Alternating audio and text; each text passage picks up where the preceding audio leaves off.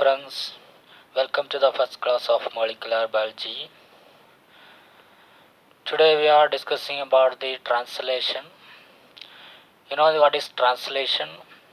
Translation is the second step in the central dogma of molecular biology. Central dogma of molecular biology means it is the flow of information from the original genetic material, that may be DNA or RNA, then to mRNA, and from mRNA to protein.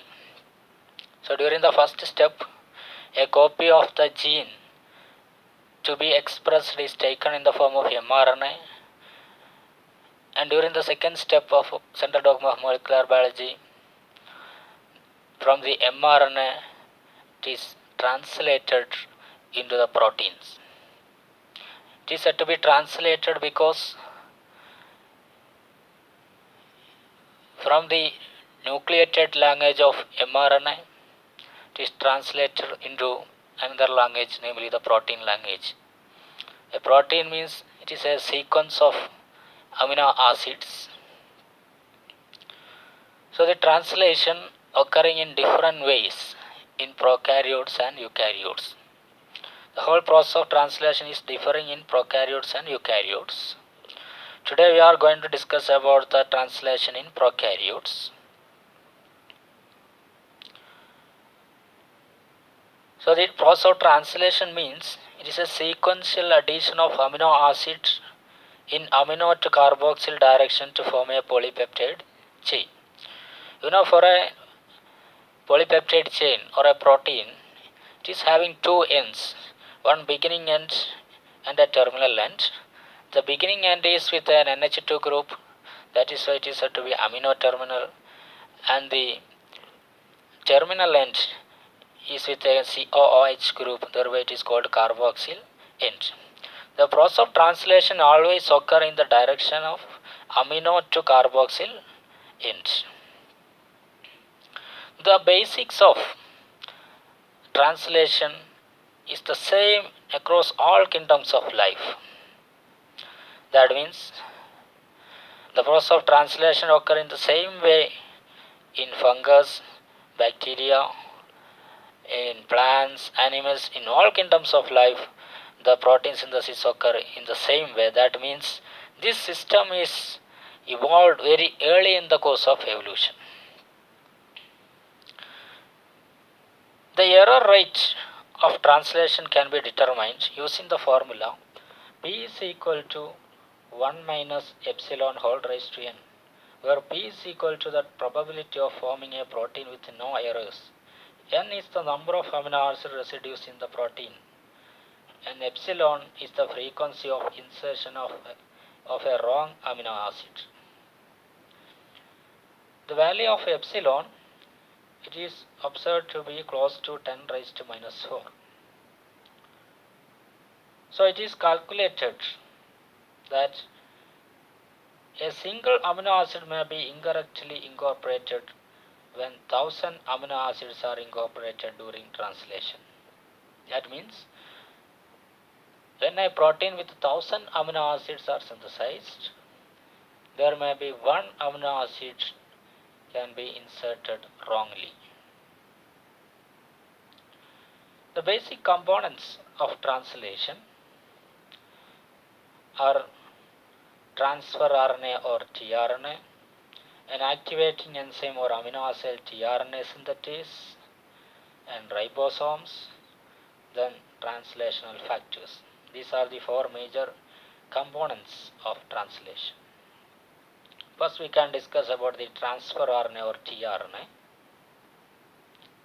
Just like any other RNA, these tRNAs are single-stranded RNAs which contain a nucleotides between 73 to 93 nucleotides per tRNA molecule, and it may have a molecular weight of about 25 kilodaltons. And a special feature of tRNA is it may contain unusual bases. Usually We know the bases present in RNA are adenine, guanine, uracil and cytosine. Apart from these normal bases, some unusual bases like pseudouracil, methylated or dimethylated derivatives of adenine, uracil, cytosine and guanine. This kind of unusual bases are found in tRNA, which may be numbered from 7 to 15. 7 to 15 molecules of such unusual bases may be seen in tRNA. Then about half of the nucleotides in the tRNA are paired to form double helixes. About half of the tRNA nucleotides are base paired. They form intra-chain hydrogen bonding to form base pairing. Thereby some regions are formed in the form of double helixes. There are 4 such regions in the tRNA, and these regions form arms in the tRNA. So there is 4 arms in the tRNA. One arm is said to be acceptor arm because this arm receives the amino acid during amino acid acylation with the tRNA. Then another arm called T pseudouracil C arm. Then there is an anticodon arm. Then a DHU arm. This like 4 arms are present in the tRNA. This is found because of the intra-chain hydrogen bondings, and that regions are formed in the form of double helix. Then another features of tRNA are there are some non-base paired regions in the tRNA. They form loops in the tRNA. There are 5 such non-base paired loops. One is the 3' CCA arm, CCA region. This is the 3', it is located at the 3' end of the tRNA, and this is an unpaired region. And the other one, a T pseudouracil C loop, which contain a sequence, namely T pseudouracil and C. That is why this loop is said to be T pseudouracil C loop. Then there is an extra arm. This extra arm contains variable type of nucleotides. That means the nucleotide sequence in this extra arm may vary among different tRNAs. Then there is a DHU loop, which contains anticodons. DHU loop contains several dihydrouracil residues. Dihydrouracil residues are present in this DHU loop. That is why they are called DHU loop. Then there is an anticodon loop. This anticodon loop contains the anticodon and which will pair with the codons in the mRNA. So there are 5 such unpaired regions in the tRNA. Then another feature of the tRNA is the base at the 5' end of the tRNA is phosphorylated. Normally the base at the 5' end of the tRNA will be a guanine. So the guanine at the 5' end of the tRNA will be phosphorylated.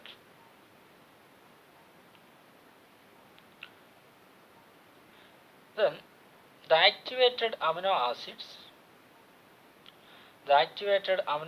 will be attached to the hydroxyl group of the adenosine residue located at the end of the 3' CCA component of the acceptor stem. That means here in the 3' end of the tRNA is concerned with a sequence CCA. A is the 3' base. The OH at this A or adenine residue will be linked with the activated amino acid during amino acylation of the tRNA. So these are the major features of the tRNA. Then the next component of the translation is amino acyl tRNA synthetase enzyme. The amino acid tRNA synthesis enzyme catalyzes the linkage of amino acid to a tRNA. So this is the principal enzyme. The principal enzyme which link the amino acid with the tRNA. This process is said to be amino acylation of the tRNA molecule. This amino acylation occurs in two steps.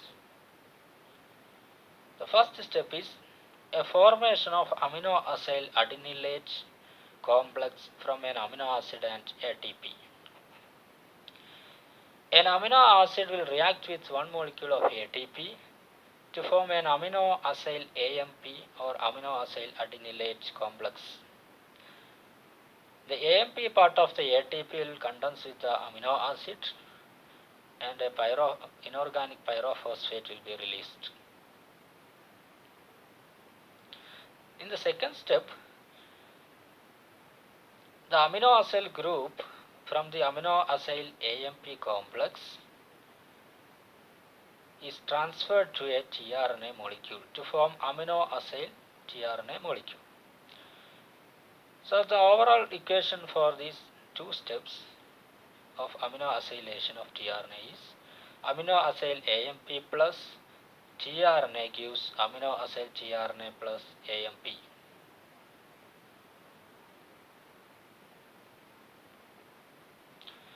The overall equation is amino acid plus ATP plus tRNA gives amino acyl tRNA plus AMP plus inorganic phosphate. The delta zero for this reaction is close to zero because the free energy of hydrolysis of ester bond of amino acyl tRNA is similar to that for the hydrolysis of ATP to AMP and inorganic pyrophosphate. That means the energy captured during the formation of amino acyl adenylate from the amino acid and ATP will be utilized for the linking of the amino acid with the tRNA. Each amino acyl tRNA synthesis is highly specific for a given amino acid. That means an amino acid will be always linked to its specific tRNA by means of a specific amino acyl tRNA synthesis enzyme. Then how do a amino acyl tRNA synthesis enzyme choose their tRNA partners? An amino acid tRNA synthesis recognizes its specific tRNA partner based on two facts. Based on the anticodons on the tRNA and also on the overall three-dimensional structure of the tRNA. Each basis of anticodon will hydrogen bond with the amino acid tRNA synthesis enzyme. If it is correctly hydrogen bonded, the amino acid tRNA synthesis will recognize the tRNA molecule. Most of the amino acid tRNA synthesis enzyme have two sites, an acylation or activation site and a hydrolytic site or editing site. Acylation site means where the amino acid is linked with the tRNA. The specific amino acid, that means an amino acid specific for a particular amino acid tRNA synthesis enzyme will be acylated from this activation site. Also, the amino acids smaller than the specific amino acid are also acylated from this site. And from the hydrolytic site or editing site, the amino acid acylated, which is smaller than the specific one, are hydrolyzed or deactivated from the hydrolytic site. So these two complementary pairs of sites function as a double sieve to ensure very high fidelity of translation. There are two classes of amino acid tRNA synthesis, class 1 and class 2. There are few differences between these class 1 and class 2 amino acid tRNA synthase enzymes. The class 1 amino acid tRNA synthase enzyme acylate the 2'-OH of the terminal adenosine of the tRNA. In the tRNA, the 2'-OH and 3'-OH will be free. So in class 1, the 2'-OH is acylated with the amino acid. In class 2, the 3'-OH of the terminal adenosine of the tRNA is acylated with the amino acid. In class 1, it is monomeric in structure. Class 2 is dimeric in structure. In class 1, the CCA arm is in helical conformation, whereas in class 2, CCA arm is in hairpin conformation. Exactly half of the amino acids are activated by class 1 amino acid tRNA synthase. That is arginine, cysteine, glutamine, glutamic acid, isoleucine, leucine, methionine, tryptophan, tyrosine and valine. These are the amino acids activated by class 1 amino acid tRNA synthase enzyme. Whereas class 2 amino acid tRNA synthase enzyme activates the amino acids alanine, asparagine, aspartic acid, glycine, phenylalanine, histidine, lysine, serine, proline and threonine. So these are the two classes of amino acid tRNA synthase enzyme.